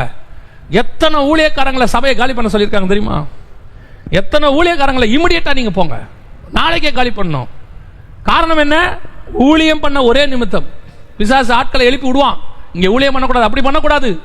தூர்த்து போடப்பட்டார்கள், வாக்குவாதம் பண்ணப்பட்டார்கள், துரத்தி விடப்பட்டார்கள், வனாந்தரத்தில் ஓடி போனார்கள், பிரசவ வேதனைப்பட்டார்கள், கண்ணீர் சிந்தினார்கள், பசியோடு கூட ராத்திரியிலே காத்திருந்தார்கள். நைட்ல படுக்கும்போது தூக்கம் வராது, நாளைக்கு என்ன பண்ண போறோம் தெரியாது. ஊழியத்தின் பாதையில் பிரச்சனை ஒரு பக்கம், இந்த பக்கம் பார்த்தீங்கன்னா குடும்பத்தில் ஒரு பக்கம், பிள்ளைகளுக்கு ஸ்கூலுக்கு போகணும், ஃபீஸ் கட்டணும், சில பிள்ளைகள் வியாதியாப்பட்டிருக்கும், இவைகளுக்கு ஒரு பக்கம் வீட்டு வாடகை கட்டணும். இவைகளுக்கு நடுவில் அந்த ஊழியக்காரனுக்கு தூக்கம் வருமா? வராது. ஆனால் அதே இடத்துல கர்த்தர் சொல்றாரு, எங்க நீ கண்ணீர் சிந்தனையோ, எங்க ஓடனையோ, எங்க வேதனைப்பட்டியோ, எங்க தூர்த்து போடப்பட்டியோ, எங்க வாக்குவாதம் பண்ணப்பட்டியோ, அதே இடத்துல கர்த்தர் உனக்கு ஒரு இடத்தை உண்டாக்க போகிறார். அதான் வேதம் சொல்லுது, அது வனாந்தரம் தான், எந்த மாற்றம் இல்லை. வனாந்தரத்துல கர்த்தர் உன்னை இடம் உண்டாக்க போகிறார். இந்த இடத்துல கர்த்தர் உன்னை ஆசீர்வதிக்க போகிறார், உன்னை பலுகி பெருக பண்ண போகிறார். இதுக்கு உங்களுக்கு உதவியா கர்த்தர் என்ன கொடுத்திருக்கிறாரா? வசனம் சொல்லுது, 2 கழுகுகளின் சிறகுகள் அவளுக்கு கொடுக்கப்பட்டது. பெருங்கழுகின் 2 சிறகுகள் அவளுக்கு கொடுக்கப்பட்டது. இந்த சிறகுல என்னங்க இருக்குது அதை மாத்திரம் சொல்லிட்டு நான் ஆசீர்வதிச்சு ஜெபம் பண்ணி முடிக்க விரும்புகிறேன். இந்த இடத்தை உண்டாக்கி அவளை போஷிப்பதற்கு, அவளை ஆசீர்வதிப்பதற்கு கர்த்தர் 2 பெருங்கழகின் செட்டுகள் வச்சிருக்கிறாராம். கர்த்தருடைய அந்த பெருங்கழகுகளின் சட்டைகள் என்பது ஆவிக்குரிய அர்த்தம் வேறு. அந்த சட்டைகள் கழுகுக்குள்ள என்ன இருக்கு, கழுகின் சட்டைகளுக்குள்ள என்ன இருக்கு அப்படிங்கிறத மாத்திரம் நான் சொல்லிட்டு நான் முடிக்க விரும்புகிறேன். முதலாவதாக கழுகுகளின் சட்டைக்குள்ள என்ன இருக்கிறது வாசிங்க. சங்கீதங்களின் புஸ்தகம் 17ஆம் அதிகாரம், சங்கீதம் 17:9 வாசிங்க. 17ஆம் சங்கீதம் 9வது வசனத்தை வாசிங்க. என்னை ஒடுக்குகிற துன்மார்க்கருக்கும், என்னை சூழ்ந்து கொள்கிற என் பிராண பகைஞருக்கும் மறைவாக உம்முடைய செட்டைகளின் நிழலிலே என்னை காப்பாற்றும். ஆண்டவர் உங்களுக்கு ஒரு மிகப்பெரிய பாதுகாப்பை உண்டாக்க போகிறார். அவருடைய சட்டைகளுக்குள்ள என்ன இருக்குது? பாதுகாப்பு இருக்குது. ஒடுக்குனவங்க, சூழ்ந்து கொள்ளுகிற பகைவர்கள், இவங்களாம் வருவாங்களா? கண்டிப்பா வருவாங்க. இல்லாம அதெல்லாம் கிடையாது. எவ்வளோ பெரிய சர்ச்சுக்கும் பிரச்சனை இருக்கும். நம்ம என்ன நினைச்சுக்கிறோம்னா, பெரிய சர்ச்சு பெரிய பாஸ்டர் அவருக்கு பிரச்சனை இருக்காது அப்படின்னு நீங்க நினைச்சுக்கிறீங்க. பெரிய சர்ச்சு பெரிய பாஸ்டர்னா பெரிய பிரச்சனை, சின்ன சர்ச்சு சின்ன பாஸ்டர்னா சின்ன பிரச்சனை. பெரிய ஊழியக்காரரு, பெரிய எவாஞ்சலிஸ்ட், பெரிய கூட்டம் வருதுன்னா அவருக்கு பெரிய பிரச்சனை. சின்ன எவாஞ்சலிஸ்ட், சின்ன கூட்டம் வருது, கொஞ்சம் பேர் தான் வரணும், அவருக்கு சின்ன பிரச்சனை. அவங்க ரேஞ்சுக்கு ஒரு பிரச்சனை இருக்கும். அதான் நான் சொல்லுவேன், வெளிநாட்டில் வேலை பார்த்தா அவங்க எல்லாருமே ஆசீர்வாதமா இருக்கிறாங்க நமக்கு மைண்ட்ல. அவருக்கு என்னங்க வெளிநாட்டில் சம்பாதிக்கிறாரு, உள்நாட்டில் சம்பாதிக்கிற உங்களுக்கு என்ன பிரச்சனையோ அதே மாதிரி வெளிநாட்டில் சம்பாதிக்கிறவருக்கும் பிரச்சனை இருக்கு. பிரச்சனை இல்லாத உலகத்தில் ஒருத்தங்க கூட கிடையாது, எல்லாருக்குமே இருக்கு. வேர்ல்டு பிக்கஸ்ட் பணக்காரரை எடுத்துக்கோங்க, அவருக்கு ஒரு பிரச்சனை இருக்கும். இல்லாம எப்படி இருக்கும்? எல்லாருக்கும் இருக்கும். அதே தான் இப்பவும் சொல்றேன். இப்ப ஆண்டவர் இந்த பாதுகாப்பை நமக்கு ஏற்படுத்துறாரு. ஏன் ஏற்படுத்துறாரு? வசனம் சொல்லுது, பின்னாடி வெள்ளம் போல வெள்ளத்தை வந்து பிசாசு அனுப்ப போதா, ஜனங்களை அனுப்புவாங்க. ஒடுக்குகிறவங்க வருவாங்க, துன்மார்க்கர் வருவாங்க. ஆனால் அவைகளுக்கு நடுவில் கர்த்தர் நம்மை பாதுகாக்க போகிறார். பாதுகாப்பு சட்டைகள் மறைவில் நாம கொண்டு போய் ஆண்டவர் வைக்க போறார். அதுக்கு தான் அந்த சட்டைகள் 2 நமக்கு ஆண்டவர் கொடுத்திருக்கிறார். ஒரு மிகப்பெரிய பாதுகாப்பு. நான் சொல்லுவேன், என்னுடைய ஊழியத்தில் எத்தனையோ விதமான பிரச்சனைகள், போராட்டங்களை நான் கிராஸ் பண்ணியிருக்கிறேன். நான் வந்து அதில் செஞ்சேன், இதை செஞ்சேன்றதாக சொல்லல. 2வது பகுதி தான் ரொம்ப முக்கியம். அவை எல்லாவற்றுக்கும் நடுவில் 2 சட்டைகள் என்னை பாதுகாத்துக் கொண்டிருந்தது. தேவனுடைய 2 கரம் என்னை மூடிக்கொண்டிருந்தது. அதுல ரொம்ப ஈஸியா கிராஸ் பண்ணி வரத்துக்கு ஆண்டவர் கிருபை தந்தார். எவ்வளவு பிரச்சனை வேணா வரட்டும், யார் வேணாலும் பேசட்டும், என்ன வேணாலும் சொல்லட்டும், உன்னை கொலை பண்ணுறோன்னு சொல்லட்டும். அப்படி ஒரு கூட்டமே வந்துச்சு, உன்னை கொலை பண்ண போறேன்னே வந்துச்சு. அப்படியே வருவாங்க. சிலர்லாம் ஃபோன் பண்ணி, நீ என்ன பைபிள்ல இப்படி பேசியிருக்கிற, உன் மேல கேஸ் போட போறோம், உன்னை கேஸ் போட்டு உன்னை கொண்டு போய் உள்ள தள்ள போறோம் அப்படிலாம் சொல்லுவாங்க. சோத்திரம், பிரைஸ் தி லார்ட். ஒரு சட்டைகள் மறைவு நம்மளை சுத்தி இருக்கிறது, அது ஒரு பாதுகாப்பு. அந்த பாதுகாப்பை தாண்டி ஒருத்தரை எங்கேயும் கொடுக்க முடியாது. ஒருத்தரை எங்களை கொண்டு போய், அதான் நான் சொல்லுவேன், யார் உங்க மேல கேஸ் கொடுத்தாலும் நமக்கு முன்ஜாமீன் வாங்கி ஒருத்தர் வச்சிருக்கிறார். நமக்கு ஆன்டிசிபேட்டரி பெயில்னு சொல்லுவாங்க, ஒருத்தர் வாங்கி வச்சிருக்கிறார். அந்த பெயில் இருக்கிற வரைக்கும் உங்களை யாரும் ஒன்றும் பண்ண முடியாது. அந்த பெயில் தான் கர்த்தருடைய சட்டை. என்ன வேணாலும் பண்ணட்டும், உங்களை எதுவுமே அசைக்காது. உனக்கு ஒரு ஆண்டவர் பாதுகாப்பை உண்டாக்கி வச்சிருக்கிறார். அந்த பாதுகாப்பு வளையத்தை ஒருத்தராலையும் தாண்ட முடியாது. அது உங்களை செட்டைகளின் மறைவில் வைத்து பத்திரமாய் பாதுகாக்கும். இது கர்த்தர் கொடுக்கிற 2வது வாக்குத்தத்தம். முதல்ல கர்த்தர் இடம் உண்டாக்குவார், 2வது கர்த்தர் உங்களை பறந்து காக்கிற பட்சியை போல பாதுகாக்க போகிறார்.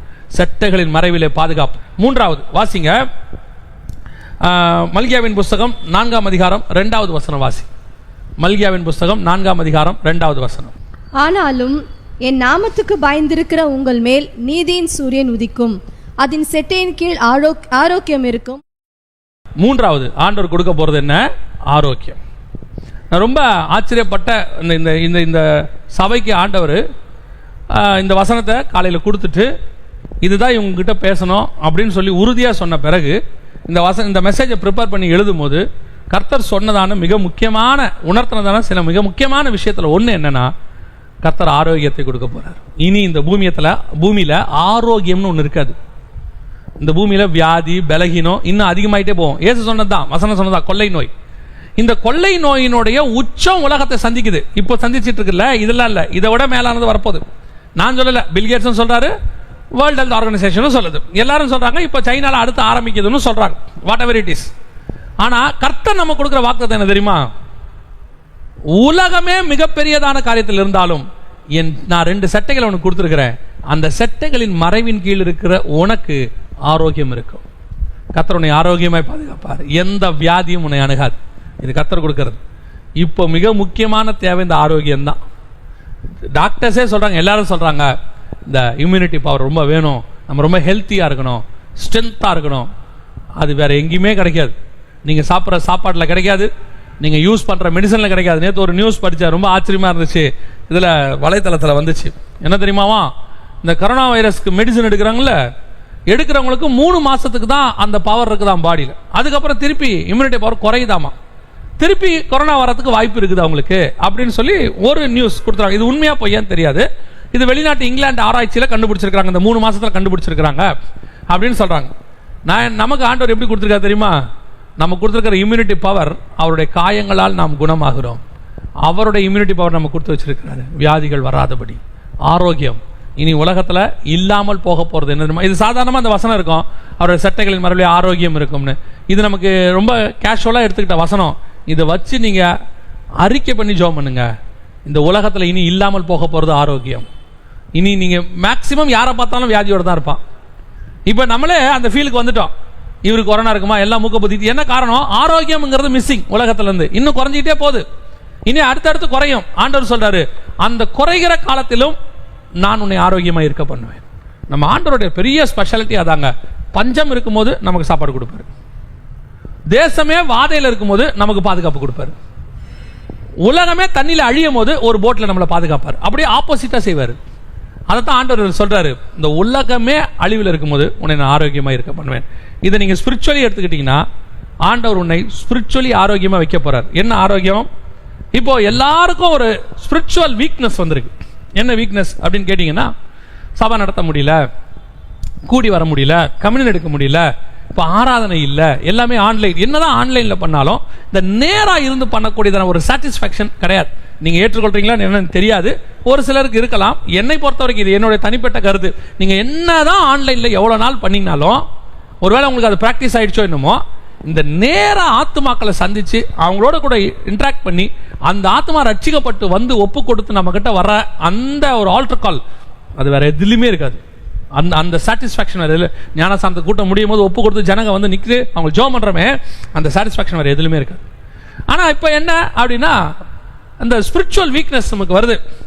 இப்போ என்ன இப்படியே போயிட்டு இருக்கு, என்ன ஆகுமோ ஏதாகுமோன்னு கொஞ்சம் பேர் நிர்விசானமா மாறுறாங்க. ஆண்டவர் சொல்றாரு, அந்த காலகட்டத்திலும் உன்னை நான் ஆரோக்கியமா இருக்க பண்ணுவேன், ஆக்டிவா இருப்போம். நம்ம இதுக்கு நடுவில் ஸ்பிரிச்சுவலே ஆக்டிவா இருப்போம். ஏன்? நமக்கு ஒன்று தெரியுது, தூரத்தில் ஒரு கையளவு மேகம் தெரியுது, சீக்கிரத்தில் ஆண்டவர் எல்லாவற்றையும் சரி பண்ண போறார். சீக்கிரத்தில் எல்லாத்தையும் கரெக்ட் பண்ணுவார் ஆண்டவர். கரெக்ட் பண்ணி தேவனை ஆராதிக்கிற நாள் ஒன்று வரும். அந்த ஆரோக்கியத்தை கர்த்தர் நமக்கு தரணும். பலவீனப்பற்றக்கூடாது. ஒரு பெரிய வேதனை வந்தபோது, டிப்ரெஷனுக்குள்ள கடந்து போகும்போது, ஒரு ஊழியக்காரர் என்கிட்ட சொன்னது ரொம்ப ஞாபகத்தில் இருக்கு, அது அப்படியே மனசுல பதிஞ்சிருச்சு. அவர் சொன்ன வார்த்தை என்ன தெரியுமா? பாஸ்டர் நல்லா பார்த்துக்குங்க. அவர் அப்படிதான் சொல்லுவார், பாஸ்டர் தான் சொல்லுவார், அதுக்காக சொல்றேன். பாஸ்டர் நல்லா பார்த்துக்குங்க, இந்த நேரத்தில் தான் சுகர் பிபி எல்லாம் வந்துடும், அது வரக்கூடாது. இப்போ அவர் நல்லா ஆக்டிவா வச்சுக்கோங்க. இதை அவர் கிராஸ் பண்ணிட்டாருன்னா, இந்த நேரத்தில் வியாதி வரலன்னா அதுக்கப்புறம் வராது.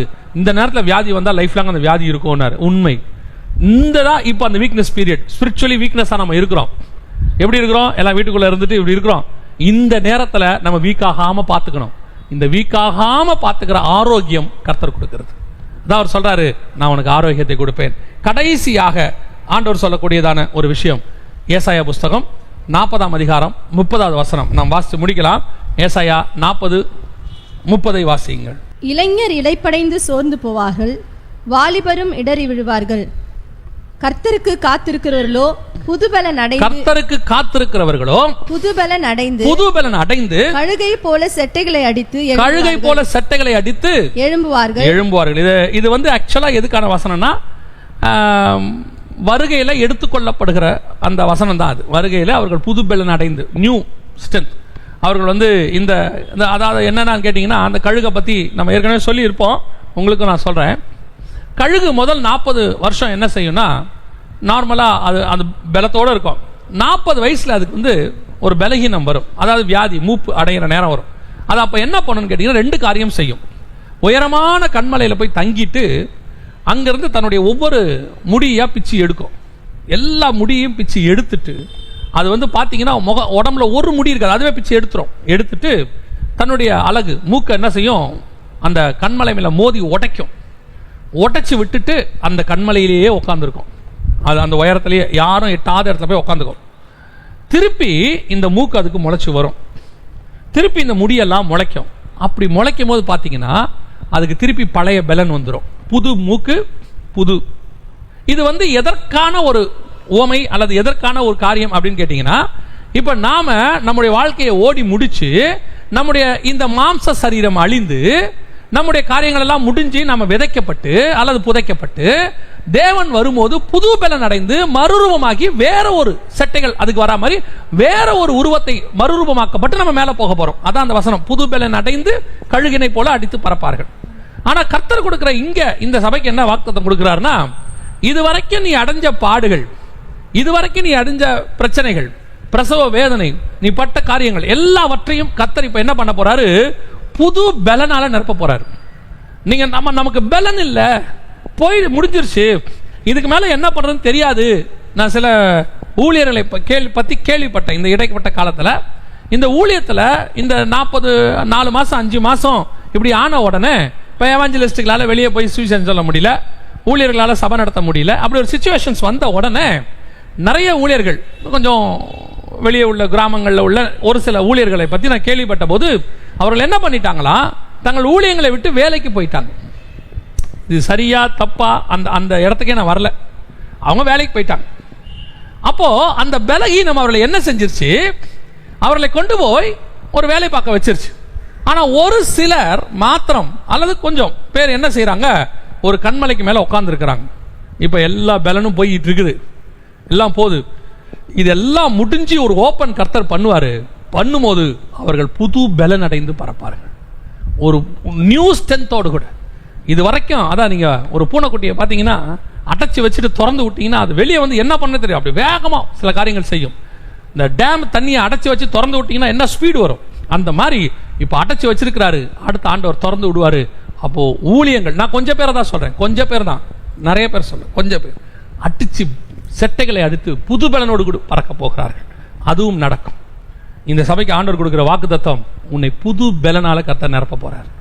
நீ விதைச்சது, நீ அழுதது, நீ பிரசவ வேதனைப்பட்டது, கண்ணீர் சிந்தினது, உன்னுடைய ஆத்துமாக்களை பட்சித்து கொண்டு போனார்கள். இவைகளுக்கு நடுவில் உன்னை தூஷித்தார்கள், உன்னை தூத்து போட்டார்கள், எல்லாம் செஞ்சாங்க. ஆனா கர்த்தர் இப்ப சொல்றாரு, உனக்கு நான் கழுகின் 2 சட்டைகள் தரப்போகிறேன். இந்த கழுகின் 2 சட்டைகள் உன்னை என்ன செய்யும் தெரியுமா, உனக்கு ஆரோக்கியத்தை கொடுக்கும். இந்த சட்டைகளின் மறைவில உனக்கு பாதுகாப்பு இருக்கும். இந்த சட்டைகள் உனக்கு புது பலனை கொடுக்கும். இனி நீ உயர அடித்து பறக்க போகிறாய். நான் உனக்கு இடம் உண்டாக்க போகிறேன். கர்த்தர் கொடுக்கிற வாக்குத்தத்தம் இந்த 12 ஆண்டு காலம் வேறு. இதற்கு பிறகு, அதுக்குதான் இந்த கேப் நடுவுல, இதற்கு பிறகு கர்த்தர் செய்கிற மிகப்பெரியதான காரியமாக இருக்கும். அது எல்லாம் இப்ப நீங்க விதைச்சிருக்கிறீங்க, அதெல்லாம் இந்த பொறுமையா இப்ப காத்து இருக்கிறீங்க. இதற்கு பிறகு கர்த்தர் நம்மை அபிதமாய் நடத்த போகிறார். நாம் செபிக்க போகிறோம். எல்லாம் கண்களை மூடி தேவ சமூகத்துல இந்த சபைக்காக, இந்த ஊழியர்களுக்காக, இந்த ஊழியருடைய குடும்பத்திற்காக நாம் எல்லாம் ஒருமனப்பட்டு ஜெபம் பண்ண போகிறோம். சர்வ வல்லமை உள்ள எங்கள் தகப்பனை, இந்த அருமையான நேரத்திற்காக உமக்கு ஸ்தோத்திரம். மகிமையுள்ள கரத்துல தாழ்த்துகிறோம். ஆண்டவரே, இந்த ஊழியத்தை இம்மட்டுமாய் நடத்தி கொண்டு வந்தீங்க, இம்மட்டுமாய் தாங்கி பிடிச்சிங்க, உங்களுடைய சட்டைகளின் மறைவில் வைத்துக் கொண்டீங்க. நீர் இவர்களை புது பலனோடு கூட பறக்க பண்ண போறீங்கப்பா. அவங்க சிந்தனை, கண்ணீர் பட்ட பாடுகள், கேட்ட வார்த்தைகள், ஏளனமான பேச்சுகள், அவர்கள் துரத்தி விடப்பட்ட காரியங்கள், ஈசாக்க துரத்தி விட்டாங்க, அதே மாதிரி தப்பா இவங்களையும் துரத்தி விட்டாங்க. ஈசாக்கோடைய துறவை அவங்க எடுத்துக்கிட்டாங்கன்னு இருக்கு. அதே மாதிரி தான்ப்பா இவங்களையும் தூத்து போட்டாங்க. ஈசாக்கோட கூட வாக்குவாதம் பண்ணினார்கள் இருக்கு. அதே மாதிரி தான்ப்பா இவங்ககிட்டயும் வாக்குவாதம் பண்ணாங்க. இவங்க நன்மை செஞ்சு தீங்கு அனுபவிச்சிருக்கிறாங்க ஆண்டவரே, அவங்க விதைச்சிருக்கிறாங்க ஆண்டவரே. இனி கம்பீரமா இருக்கணும் தகப்பனே. நாங்கள் இவ்விதமாய் இருந்தது போதும், எங்களுக்கு அடுத்த சபையினுடைய அடுத்த காலம் பறந்து போகிற காலம். அந்த பறந்து போகிற சட்டைகளை நீர் எங்களுக்கு தரப்போகிறேன். நாங்கள் உயர பறக்க போகிறோம், புது பலன் அடைய போகிறோம். தேவனாகிய கர்த்தர் எங்களுக்கு பாதுகாப்பும், தேவனாகிய கர்த்தர் எங்களுக்கு ஆரோக்கியத்தையும், தேவனாகிய கர்த்தர் எங்களுக்கு புது பலனையும் தரப்போகிறேன். ஊழியரை ஆசீர்வதித்து அவர் கொடுத்த அந்த கனமான ஊழியத்தை முடிவு பரியந்தம் செய்து முடிக்க விசுவாசத்தை துவக்கினவர் முடிக்கிறவருமாய் இருக்க வேண்டுமாய் நாங்கள் செபிக்கிறோம் ஆண்டவரே. தகப்பனே, இந்த ஊழியத்தை ஆசீர்வதிங்க, எல்லைகளை பெரிதாக்கி கொடுங்க, இடம் உண்டாக்க போற தயவுக்காக உமக்கு ஸ்தோத்திரம். அதோடு கூட ஆண்டப்பா ஊழியருடைய குடும்பத்துக்காக நாங்கள் செபிக்கிறோம். மனைவி பிள்ளைகளை ஒப்பு கொடுக்கிறோம். கர்த்தர் பொறுப்பெடுத்துக் கொள்ளுங்கப்பா ஆண்டவரே. அவங்க உபத்திரவத்தில் கூட இருந்திருக்கிறாங்க, பிரச்சனையில கூட இருந்திருக்கிறாங்க, கண்ணீர்ல கூட இருந்திருக்கிறாங்க, பிரசவ வேதனைப்படும் போது அவங்கள பிரசவ வேதனை பட்டு இருக்கிறாங்க ஆண்டவரே. இப்போ இந்த ஊழியம் ஆசீர்வதிக்கப்படும் போது அவர்களும் ஆசீர்வதிக்கப்பட வேண்டும், குடும்பம் ஆசீர்வதிக்கப்பட வேண்டும், பிள்ளைகள் ஆசீர்வதிக்கப்பட வேண்டும். இந்த பிள்ளைகள் ஊழியங்கள் எல்லாம் ஆசீர்வதிக்கிறத பார்த்து சுத்தி இருக்கிற அத்தனை பேரும் சொல்லணும் ஆண்டவரே, கர்த்தர் இவர்களோடு கூட இருக்கிறார், கர்த்தர் இந்த ஊழியத்தோடு கூட இருக்கிறார்னு சொல்லணும். நீர் இந்த வாக்கு தத்தத்தை, இந்த ஆசீர்வாதத்தை, தேவனாகிய கர்த்தர் கொடுத்ததான இந்த வாக்கு, இந்த ஆசீர்வாதத்தை நீர் நிறைவேற்றி தரப்போற தயவுக்காக உமக்கு ஸ்தோத்திரம். உடைய மகிமையுள்ள கரத்தில் எங்களை தாழ்த்துகிறோம். நீர் மாத்திரம் மகிமைப்படுவீராக. ஊழியருக்கு நல்ல ஆரோக்கியத்தை கட்டளையிடுங்க, ஊழியர் குடும்பத்துக்கு ஆரோக்கியத்தை கட்டளையிடுங்க, பாதுகாப்பை கட்டளையிடுங்க, புது பலனை கட்டளையிடுங்கப்பா. உடைய மகிமை மூடட்டும். இயேசு கிறிஸ்துவின் நாமத்தில் ஒப்பு கொடுத்து ஜெபிக்கிறோம்.